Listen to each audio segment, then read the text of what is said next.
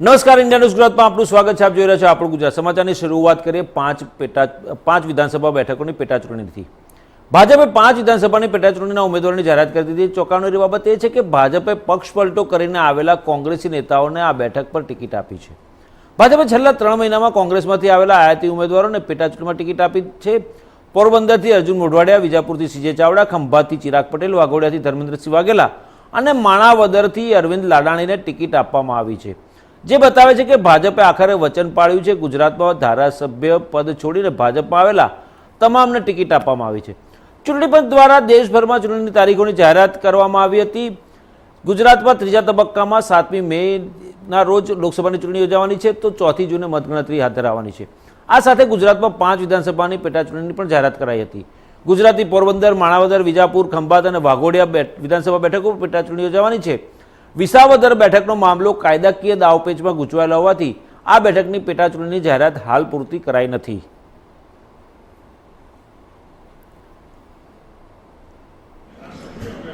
આજે પોરબંદર સહિત ગુજરાતની અંદર 5 વિધાનસભાની પેટાચૂંટણીની ના ઉમેદવારની ભારતીય જનતા પાર્ટીએ જાહેરાત કરી છે.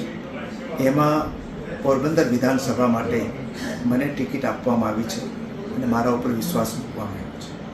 એ બદલ હું યશસ્વી વડાપ્રધાન નરેન્દ્રભાઈ મોદીજી, આપણા મજબૂત ગૃહમંત્રી શ્રી અમિતભાઈ શાહજી,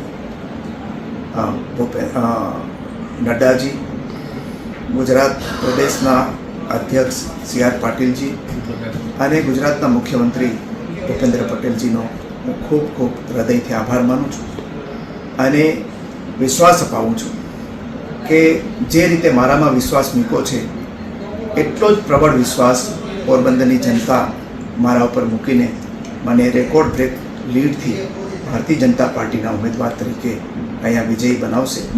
અને યશસ્વી વડાપ્રધાન નરેન્દ્રભાઈનું જે સ્વપ્ન છે વિકસિત ભારતનું, એમની સાથે આ વિકસિત પોરબંદર બને, વિકસિત ગુજરાત બને અને વિકસિત ભારત બને, એ સ્વપ્નને સાકાર કરવામાં હું પણ સહભાગી બનીને એક સૈનિક તરીકે કામ કરીશ. લોકસભા અને વિધાનસભા બંને સાથે કઈ રીતના કઈ આ બંને અહીંયા પોરબંદરને લાગે પડે ત્યાં સુધી પોરબંદર લોકસભાની બેઠકની સામાન્ય ચૂંટણી છે અને એ બેઠકની નીચે પોરબંદર અને માણાવદર 2 બેઠકોની ધારાસભાની બેઠકોની એની પણ પેટા ચૂંટણીઓ છે. અને બધી જ ચૂંટણીઓની આ વખતે રેકોર્ડ બ્રેક લીડથી પોરબંદર લોકસભા અને પોરબંદર વિધાનસભા બંને બેઠકો છે એ રેકોર્ડ બ્રેક લીડથી જીતીશું.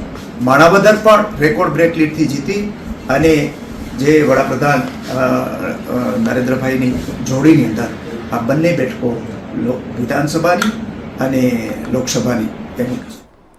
જૂનાગઢ જિલ્લાના માણાવદર વિધાનસભા મત વિસ્તારના પૂર્વ ધારાસભ્ય અને પેટાચૂંટણીમાં ભાજપના ઉમેદવાર તરીકે જાહેર થયેલા અરવિંદ લાડાણીએ પ્રતિક્રિયા આપતા જણાવ્યું હતું કે ઘેડ પંથકની સમસ્યાનું સમાધાન ન થાય તે માટે પ્રયત્ન કરવામાં આવશે. વિકાસના કામ કરવા માટે કાયમી પ્રયત્નશીલ રહીશ. તેમજ મત વિસ્તાર અંતર્ગતની નદીઓ ઊંડી અને પહોળી કરવા સહિતના વિકાસના કામોને પ્રાથમિકતા આપીશ. ઉલ્લેખનીય છે કે ગઈ વિધાનસભા ચૂંટણીમાં કોંગ્રેસના ધારાસભ્ય બન્યા બાદ થોડા દિવસો પૂર્વે જ કોંગ્રેસમાંથી રાજીનામું આપી વંથલી માર્કેટિંગ યાર્ડમાં ગુજરાત પ્રદેશ ભાજપ પ્રમુખ સી આર પાટીલની ઉપસ્થિતિમાં કેસરિયા ધારણ કર્યા બાદ હવે પેટાચૂંટણીમાં ભાજપના ઉમેદવાર તરીકે તેમને ટિકિટ આપવામાં આવી છે. ત્યારે આ વિસ્તારની જે પાયાની સુવિધાઓ વધારવા મુદ્દાઓ સાથે હવે લોકોની વચ્ચે તેઓ મત માંગવા જશે અને ચૂંટણી લડશે.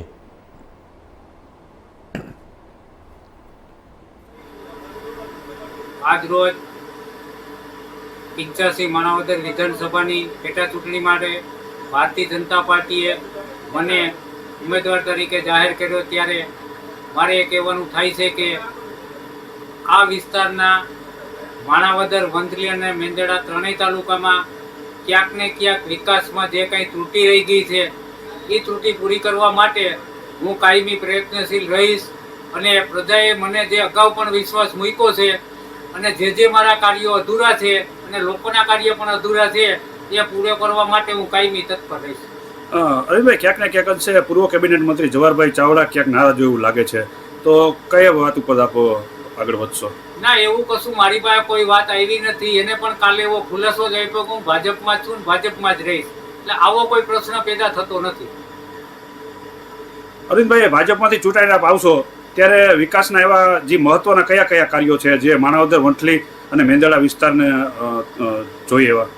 સૌ પ્રથમ તો આ વિસ્તારમાં જ્યારે વધુ વરસાદ થાય અને હોનારત થાય છે ત્યારે આ વિસ્તારની બંને નદી ઓજત અને ભાદર એના જે કાંઠાના વિસ્તારમાં જે કંઈ નુકસાની થાય છે એના માટે આ બંને નદીઓને જે ઊંડી પોળી કરવાની થાય છે, આ કામગીરી મારી પ્રાયોરિટીમાં પહેલી રહેશે.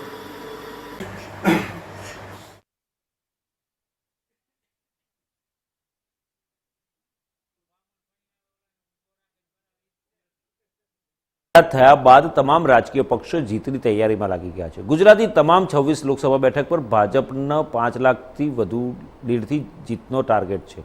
પરંતુ લોકસભા પહેલા પ્રદેશ ભાજપને એક મોટો ઝટકો લાગી શકે એવું કહેવામાં આવી રહ્યું છે કે ભાજપના નેતા જવાહર ચાવડા ફરી કોંગ્રેસનો હાથ પકડી શકે છે. માણાવદરના પૂર્વ ધારાસભ્ય જવાહર ચાવડાની ચૂંટણી કેમ્પેનમાં ગેરહાજરી એક ચર્ચાનો વિષય બની ગયો છે. જવાહર ચાવડા પૂર્વ ધારાસભ્ય અરવિંદ લાડાણીના પક્ષ પ્રવેશ વખતે પણ ગેરહાજર રહ્યા હતા અને તેના કારણે અનેક તરતો શરૂ થયા હતા. સાથે જ ચર્ચા તો એવી પણ છે કે જવાહર ચાવડાને ફરી કોંગ્રેસમાં લાવવા નેતાઓનું એક જૂથ સક્રિય થયું છે. જાણીતું છે કે જવાહર ચાવડા માણાવદરથી 2017માં ચૂંટાયા પછી 2019માં રાજીનામું આપીને ભાજપમાં જોડાયા હતા. ત્યારબાદ 2019માં પેટા ચૂંટણીમાં ભાજપમાંથી જીત્યા અને 2022માં કોંગ્રેસના અરવિંદ લાડાણી સામે હારી ગયા હતા. હવે લોકસભા ચૂંટણી પહેલા ધારાસભ્ય પદેથી રાજીનામું આપી લાડાણી પણ ભાજપમાં જોડાયા છે. ત્યારે પોરબંદરના માણાવદરની પેટા ચૂંટણી પણ લાડાણી જ લડશે તેવી લડવાના છે. ભાજપના નેતા અને જૂના કોંગ્રેસી જવાહર ચાવડા ભાજપની નીતિરીતિથી દુઃખી છે એવું તેમના અંગત વર્તુળમાં ચર્ચાઈ રહ્યું છે. આ નારાજગી ત્યારે ઉડીને આંખે વળગી જ્યારે માણાવદરના ભૂતપૂર્વ ધારાસભ્ય અરવિંદ લાડાણી તાજેતરમાં ભાજપમાં જોડાયા અને ચાવડાની ચૂંટણી કેમ્પેનમાં ગેરહાજરી જોવા મળી. સાથે જ એવું પણ જાણવા મળ્યું હતું કે આ વિશે વાત કરતા તેમણે અંગતમાં ચર્ચા કરી હતી કે હવે આંખે પાટા નથી બાંધવા, ભાજપ આખી ઘટનાને હળવાશથી લઈ રહ્યું છે. જો કે જવાહર ચાવડાની કોંગ્રેસમાં વાપસીની ચર્ચાએ જોર પકડ્યું ત્યારે જવાહર ચાવડાએ સોશિયલ મીડિયામાં સ્પષ્ટતા કરી કે હું ભાજપમાં છું ને રહેવાનો છું. મારા વિશે ચાલતી વાતો ખોટી છે. હવે ચૂંટણી કેમ્પેનમાં જવાહર ચાવડાની ગેરહાજરીને લઈને જૂનાગઢના ધારાસભ્ય સંજય કોરોડિયા તેમના બચાવમાં ઉતર્યા છે. કોરોડિયાએ કહ્યું કે ચૂંટણી વહેલા જાહેર થઈ અને ઉમેદવારો પણ વહેલા જાહેર થયા છે. ચૂંટણીનો કાર્યક્રમ જાહેર થયો તે અગાઉના નેતાઓના કાર્યક્રમો નક્કી હોય છે અને જવાહરભાઈ પોતાના પૂર્વ આયોજિત કાર્યક્રમોમાં વ્યસ્ત હોવાના કારણે તેઓ જોડાઈ શકતા નથી.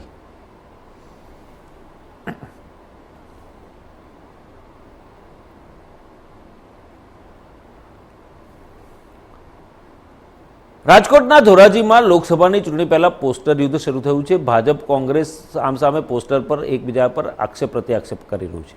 ધોરાજીમાં ફરીવાર પોસ્ટર યુદ્ધે અનેક ચર્ચા જગાવી છે. ધોરાજીમાં ઠેર ઠેર અનેક વિસ્તારોમાં આયાતી ઉમેદવારને લઈને સ્થાનિક ઉમેદવારની સાથેના પોસ્ટર્સ લાગ્યા છે.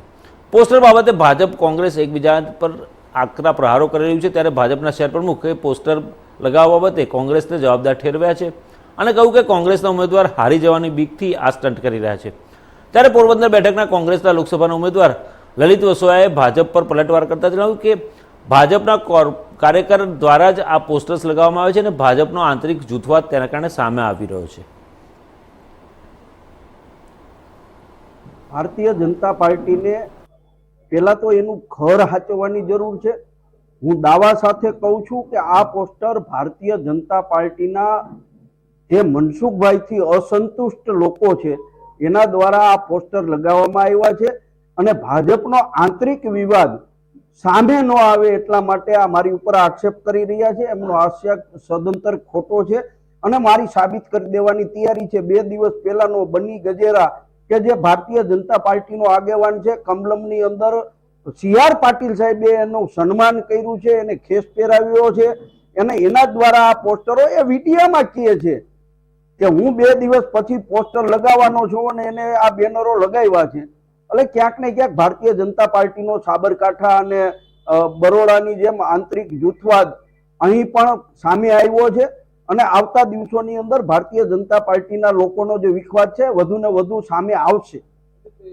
રાજુભાઈ એવું કહી રહ્યા છે કે લલિતભાઈ છે હારવાની જે ફાળ મેળવી ગયા છે એના કારણે આ પોસ્ટરો લગાવી રહ્યા છે. હાર જીતનો નિર્ણય તો પ્રજાએ કરવાનો હોય છે અને ભારતીય જનતા પાર્ટીના લોકો પાસે લલિત વસોયા સામે આક્ષેપ કરવા સિવાય બીજો કઈ કામ ધંધો નથી. શું કહેશો લલિતભાઈ, ભાજપમાં આંતરિક જૂથવાદ છે તે કેવી રીતે કરમસીમાય છે? બહુ સ્પષ્ટપણે કહું અને મીડિયા સામે દાવા સાથે કહું છું કે બની ગજેરા ભારતીય જનતા પાર્ટીમાં છે. એ એના વિડીયોમાં પણ બોલે છે અને વિડીયોમાં લલિત વસોઈ અને મત દેવાનું નથી કહેતો, પરંતુ એ એમ કહે છે કે આ લોકસભાની ટિકિટ સ્થાનિક માણસને આપી હોત, ભરતભાઈ બોઘરાને આપી હોત, રમેશભાઈ ધડુકને આપી હોત કે ભાઈ જયેશભાઈ રાદડિયાને આપી હોત તો અમે એને જીતાડત. એટલે ભાજપનો જ કાર્યકર બોલે છે અને છતાંય ભારતીય જનતા પાર્ટીના લોકો પાસે બીજો કોઈ મુદ્દો નથી, એટલા માટે મારી ઉપર આક્ષેપ. લોકોએ જે લલિતભાઈ વસોયાની તરફેણમાં પોસ્ટર લગાડેલ છે તે પાયાવિહોણા છે અને ધોરાજી વિધાનસભા મત વિસ્તારમાં મનસુખભાઈ માંડવિયા સાહેબે પ્રવાસ પણ કરેલા છે અને આખી લોકસભામાં અવારનવાર ચૂંટણીલક્ષી પ્રવાસ કરે છે અને લોકોની વચ્ચે જ છે. અને જે કંઈ પોસ્ટર લાગેલા છે એ જે કંઈ ઉમેદવાર છે લોકસભાના કોંગ્રેસના ઉમેદવાર છે તે ઉમેદવાર હાડ ભાડી ગયેલ છે અને હાડ ભાડી ગયેલના હિસાબે તેઓ દ્વારા પણ આ પોસ્ટરો લગાવવામાં આવેલ છે. જેથી હું કહું છું કે મનસુખભાઈ માંડવિયા જે હાલ પણ મિનિસ્ટર છે અને આવનારા દિવસોમાં લોકસભામાં ચૂંટણી થઈ ગયા પછી અને ચૂંટાયા પછી પણ તેઓ મિનિસ્ટર રહેવાના છે અને પોરબંદર લોકસભાના પ્રજાની વચ્ચે જ રહેવાના છે અને જે કાંઈ પણ કામ હોય એ કામ થઈ શકશે. બીજું કે હાલ જે કંઈ લોકોએ જે નક્કી કરી લીધું છે કે આગળ પણ સરકાર ભાજપની જ આવવાની છે અને ભાજપ સાથે જ રહેવાના છે, જેથી કરીને દરેક લોકો ભાજપને વોટ કરવાના છે અને ભાજપના ઉમેદવારને ચૂંટી કાઢવાના છે. જે આ કૃત્ય કરેલ છે એ અસામાજિક કે જે કંઈ ઉમેદવાર દ્વારા કરેલ છે તે પાયા વિહોણું છે. એટલું જ હું લોકસભા 2024ની ચૂંટણીની તૈયારીઓ તમામ પક્ષો તરફથી જોરશોરથી ચાલી રહી છે. તેવામાં લોકસભાના ઉમેદવાર તેમજ કેન્દ્રીય મંત્રી પરસોત્તમ રૂપાલાએ થોડા સમય પહેલાં રાજપૂત સમાજ માટે અપશબ્દો કહ્યા હતા, જેના માટે સમગ્ર ગુજરાતના રાજપૂત સમાજમાં રોષ જોવા મળી રહ્યો છે. ગાંધીનગરમાં રામલીલા મેદાન ખાતે 100થી વધુ ક્ષત્રિય સમાજના લોકો એકત્ર થયા હતા, જેમાં ક્ષત્રિય સમાજના આગેવાન રતુભા ચાવડાએ કહ્યું કે પરસોત્તમ રૂપાલાજીએ રાજપૂત સમાજ માટે જે અપશબ્દ વાપર્યા છે તે બિલકુલ યોગ્ય નથી અને ચલાવી પણ નહીં લેવાય. તેના માટે 100થી વધુ સ્થાનો પર અમારા સમાજ દ્વારા ફરિયાદ નોંધાવવામાં આવશે. અમારી ફરિયાદ એ જ છે અને રજૂઆત પણ એ જ છે કે રૂપાલાજીની ટિકિટ ભારતીય જનતા પાર્ટી દ્વારા રદ કરવામાં આવે. ફક્ત માફી માંગી લે એટલે સમાજ સમક્ષ બોલેલું પાછું જવાનું નથી. રાજપૂત સમાજ રાજકારણ કરવામાં માનતું નથી. અમે રૂપાલાજીને માફ નહીં કરીએ. જો રૂપાલાજીની ટિકિટ ભાજપ રદ નહીં કરે તો સમગ્ર દેશમાં ભાજપ પક્ષને રાજપૂત સમાજ લોકસભા 2024ની ચૂંટણીમાં જાકારો આપશે. ભૂતકાળમાં પણ પરેશ રાવલ સાંસદ બન્યા ત્યારે રાજપૂત સમાજ માટે તેમણે પણ બેફામ નિવેદનો કર્યા હતા. હવે આ પ્રકારના નિવેદનો ચલાવી લેવામાં નહીં આવે. જો ભાજપ પરસોત્તમ રૂપાલાની ટિકિટ રદ નહીં કરે તો રાજપૂત સમાજ ઉગ્ર આંદોલન પણ કરતા અચકાશે નહીં.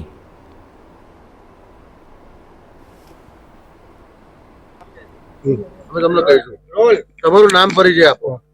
હું રતુભા ચાવડા, રાજપૂત વીર સેના ગાંધીનગર પ્રદેશ મહામંત્રી. આજે પુરુષોત્તમ રૂપાલા જે ચૂંટણીમાં અમારા રાજપૂતો વિશે અને રજવાડા વિશે જે ખરાબ શબ્દો બોલેલા છે તેના માટે પૂરા રાજપૂતોનો ભારતભરમાં વિરોધ થઈ રહ્યો છે. અમે આ અમારે અસ્મિતાની જે યુદ્ધ એના માટે ખોટા હમણાં પેલા કર્યા છે, એના માટે રાજપૂતો જંપીને બેસે નહીં. અમે કોઈ રાજકીય પાર્ટી કે પ્રચાર માટે ભેગા થતા નથી. અમારી માંગ છે કે રૂપાલાને ટિકિટ બી એની ટિકિટ બી રદ કરો. ન કે જો આજે અમે ભેગા થયા છીએ દરેક જિલ્લામાં અમે રૂપાલા વિરુદ્ધ ફરાવીને ગામે ગામ રાજપૂતો મક્કમ થઈ ગયા છે. અને આજે અમે જવા દઈશું માફી માંગીએ એટલે માફી માંગેલું કોઈ બોલેલું માફ થતું નથી. અને ગુજરાતભરના રાજપૂતો આજે સમસમીને બેઠા છે. આજે સર્વે અમારા હવાની રાહ જોઈને બેઠા છે. માફી માંગે બોલેલું પાછું જતું નથી. અગાઉ પણ જે પરેશ રાવલ બી અમારા સમાજ વિશે બહુ ખરાબ બોલેલા. માફી માંગી એટલે વાત પતતી નથી. આના માટે અમે જંપીને બેસવાના નથી. અમે કોઈ રાજકારણ કરવાનો નથી. અમારા સમાજનો સવાલ છે આના માટે રૂપાલાને અમે માફ કરીશું નહીં. અને જો રૂપાલાને ટિકિટ મળશે, રૂપાલાની ટિકિટ રદ કરવામાં નહીં આવે તો પૂરા ભારતભરના રાજપૂતો ભલે ભાજપમાં માનતા હોય, કોંગ્રેસમાં માનતા હોય, કોઈ બી પાર્ટીમાં માનતા હોય, પણ કોઈ ભાજપને વોટ નહીં આપી એ અમારું આહવાન છે. અને આ લડત અમે ગામે ગામ ચાલુ કરેલી છે. અને અમે ભવિષ્યમાં જો આ રૂપાલાની ટિકિટ રદ કરવામાં નહીં આવે તો અમે ભવિષ્યમાં મોટા પ્રોગ્રામ આપવા માટે તૈયાર છીએ. રાજકોટ લોકસભા બેઠકના ભાજપના ઉમેદવાર પરસોત્તમ રૂપાલા દ્વારા રજવાડાઓને લઈને આપવામાં આવેલા નિવેદનનો ઉગ્ર વિરોધ થઈ રહ્યો છે. ત્યારબાદ રૂપાલાએ માફી પણ માંગી લીધી. તેમ છતાં હજુ પણ ક્ષત્રિય સમાજમાં આક્રોશ યથાવત છે. સુરેન્દ્રનગરમાં મોટી સંખ્યામાં ક્ષત્રિય સમાજના આગેવાનો એકત્ર થયા હતા. પરસોત્તમ રૂપાલાએ આ નિવેદન અંગે માફી માંગી લીધી હતી. તેમ છતાં ક્ષત્રિય સમાજમાં હજુ પણ ક્યાંક રોષ જોવા મળી રહ્યો છે. સુરેન્દ્રનગરમાં ક્ષત્રિય સમાજના આગેવાનોની બેઠક મળી હતી. રાજકીય ક્ષેત્રે ગુજરાતમાં રાજકીય પક્ષો દ્વારા સતત અવગણના થઈ રહી છે તેનો અસંતોષ હોવાની વાત સામે આવી હતી. રાજકોટ લોકસભા બેઠક પરના ભાજપના ઉમેદવાર પરસોત્તમ રૂપાલા દ્વારા ક્ષત્રિય સમાજની અસ્મિતા અને ચારિત્ર્ય પર પાયાવિહોણી વાત ચૂંટણી પ્રચાર દરમિયાન કરવામાં આવી, જે બાબતને લઈને ક્ષત્રિય સમાજમાં રોષ ફેલાયો છે, વિરોધ પણ થઈ રહ્યો છે. પરસોત્તમ રૂપાલાએ કહ્યું હતું કે ક્ષત્રિય સમાજને નીચો દેખાડવાનો મારો આશય નહોતો. હું દિલથી ક્ષત્રિય સમાજથી માફી માંગુ છું. કોઈની પણ લાગણી દુભાઈ હોય તો હું દિલગીરી વ્યક્ત કરું છું. વિવાદ બાદ પરસોત્તમ રૂપાલાએ ક્ષત્રિય સમાજની માફી માંગી હતી.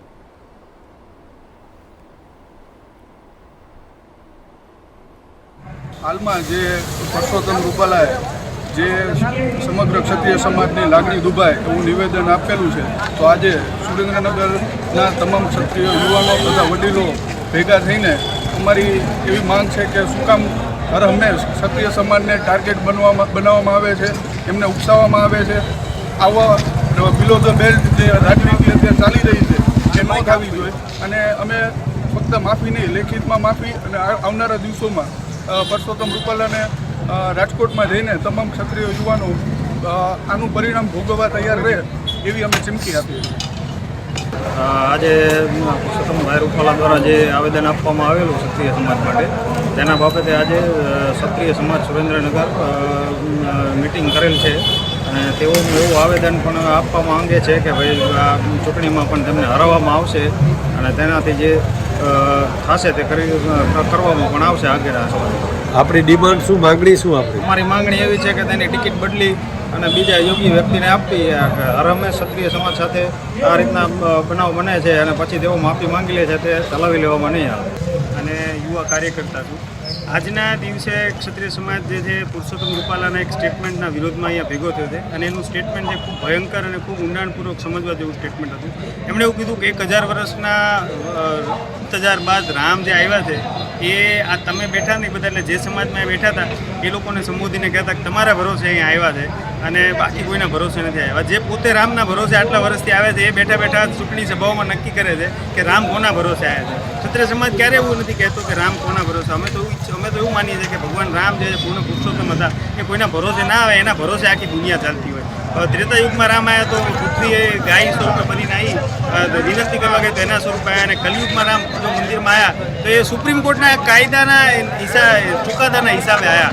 એટલે રામ કોના હિસાબે આવ્યા એ બધી ચર્ચા કરવાની જગ્યાએ પુરુષોત્તમ રૂપાલાએ ચૂંટણીમાં પોતે 5 વર્ષમાં શું કર્યું અને હવે 5 વર્ષમાં શું કરવાના છે એની ચર્ચા કરવી જોઈએ. પણ એની જગ્યાએ રાજપૂતોનું અપમાન કરવાની જાણે ફેશન હોય એમ દર ચૂંટણીએ કોઈને કોઈ રીતે રાજપૂતોને ટાર્ગેટ કરવાનું આ કામ કરે છે. એટલે આ વખતે અમે નક્કી કરી દીધું કે આને કોઈ રીતે સાંખી લેવામાં આવશે નહીં.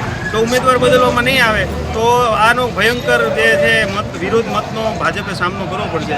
એ મિટિંગ અને એની સ્ટ્રેટેજી નક્કી કરવા માટે આજે અમારો સમાજ ભેગો છે.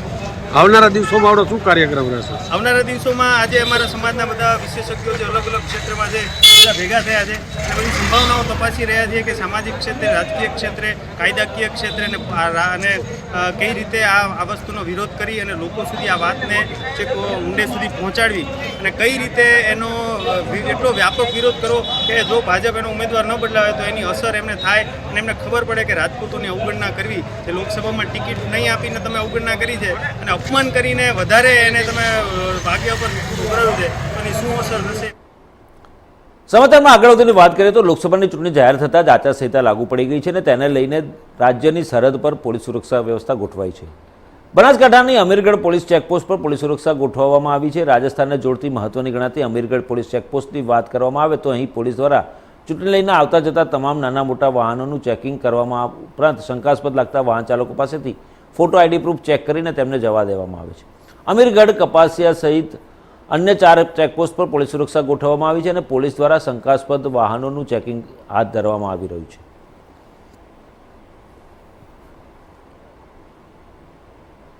હાલમાં લોકસભા ચૂંટણી 2024 અન્વયે અમીરગઢ પોલીસ સ્ટેશન વિસ્તારમાં 2 કાયમી ચેકપોસ્ટ અને 4 હંગામી ચેકપોસ્ટ કાર્યરત કરવામાં આવેલ છે, જેની અંદર રાજસ્થાન રાજ્યમાંથી પ્રવેશતા તમામ વાહનોનું સઘનમાં સઘન ચેકિંગ હાથ ધરી પ્રતિબંધિત ચીજ વસ્તુઓ મળી આવેથી તમામ ઉપર કાયદેસરની કાર્યવાહી કરવામાં આવે. સાબરકાંઠા લોકસભા બેઠક પર ઉમેદવારની પસંદગી લઈને બકરું કાઢતા ઊંટ પેઠું એવી સ્થિતિ સર્જાઈ છે. લોકસભા બેઠક ઉપર ભાજપે પહેલા અરવલ્લીના ભીખાજી ઠાકોરને ટિકિટ આપી હતી. ત્યારબાદ તેમને ચૂંટણી ન લડવાનો આદેશ કમલમથી આપવામાં આવ્યો. જોકે રવિવારે ભાજપે કોંગ્રેસમાંથી ભાજપમાં આવેલા પૂર્વ ધારાસભ્ય મહેન્દ્રસિંહ બારૈયાની પત્ની શોભના બારૈયાને ટિકિટ આપતા કાર્યકરોમાં ભારે રોષ જોવા મળી રહ્યો છે. પ્રાંતિજ, તલોદ, ઈડર તેમજ હિંમતનગર સહિતના કાર્યકરો ભાજપ કાર્યાલય પહોંચ્યા હતા અને કોંગ્રેસના આયાતી ઉમેદવારનો ભારે વિરોધ કર્યો હતો. શોભના બારૈયા ભાજપના કાર્યકર્તા ન હોવા છતાં તેમને ટિકિટ આપી અને કાર્યકર્તાઓ સાથે અન્યાય કર્યો હોવાની રજૂઆત ભાજપ પ્રમુખ કનુ પટેલ દ્વારા કરવામાં આવી છે. જો ઉમેદવાર નહીં બદલવામાં આવે તો ચૂંટણીમાં જોવા જેવી થશે તેવી ચીમકી પણ કાર્યકરો દ્વારા ઉચ્ચારવામાં આવી હતી. ઉલ્લેખનીય છે કે આયાતી ઉમેદવારને ટિકિટ આપ્યા બાદ ભાજપ સંગઠનમાં આગ્રહી નેતાઓમાં પણ ભારે વિરોધ જોવા મળી રહ્યો છે અને સંગઠન દ્વારા પણ આ અંગે ગાંધીનગર ખાતે રજૂઆતો કરવામાં આવી રહી હોવાનું જાણવા મળ્યું છે.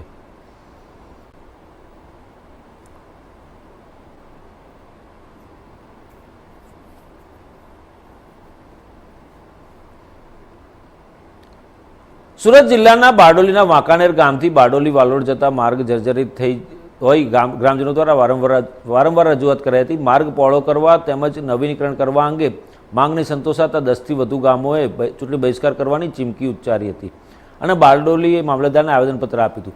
સુરત જિલ્લામાં એક બાજુ વિકાસની વાતો થાય છે, પરંતુ આજે એવા પણ ગામો છે પોતાની પડતર માંગોને લઈ લડત ચલાવી રહ્યા છે. સુરત જિલ્લાના બારડોલી તાલુકાના વાંકાનેર ગામની વાત છે.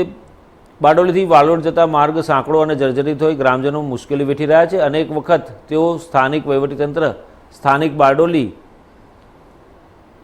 ધારાસભ્ય, મહુવા ધારાસભ્ય તેમજ સાંસદ સુધી લેખિતમાં રજૂઆતો કરી ચૂક્યા છે, પરંતુ આજ દિન સુધી આ રસ્તા અંગે કોઈ ઉકેલ નહીં આવતા 10થી વધુ ગામના આગેવાનો બારડોલી મામલતદાર કચેરી પહોંચ્યા હતા અને આવનારી લોકસભા ચૂંટણીમાં મતદાનનો બહિષ્કારની ચીમકી પણ ઉચ્ચારી હતી. વાંકાનેર ગામને જોડીને પારડી, શિકેર, અલ્લુ બોરિયા, સેજવાડ, નંસાડ સહિતના 10થી વધુ ગામના લોકો વ્યવસાય, નોકરી, અભ્યાસ અર્થે આવન જાવન કરે છે. તેમજ પ્રવાસન ધામ ગણાતું ગિરિમથક સાપુતારા પણ આ જ માર્ગ પરથી જવાતું હોય વાહનોની પણ અવરજવર વધી જાય છે. છતાં તંત્ર દ્વારા કે શાસકો દ્વારા યોગ્ય કામગીરી નહીં કરાતા ગ્રામજનો રોષે ભરાયા હતા. ગયા દિવસોમાં પણ ગ્રામજનોએ મહુવા ધારાસભ્ય મોહન ધોડિયા ગામમાં આવતા પ્રશ્નોનો મારો ચલાવી ઉધડો લીધો હતો. ત્યારે હવે આ ગામના લોકોએ મતદાન બહિષ્કારની ચીમકી ઉચ્ચારતા તંત્ર હવે કેવી કામગીરી કરશે તે જોવું રહ્યું.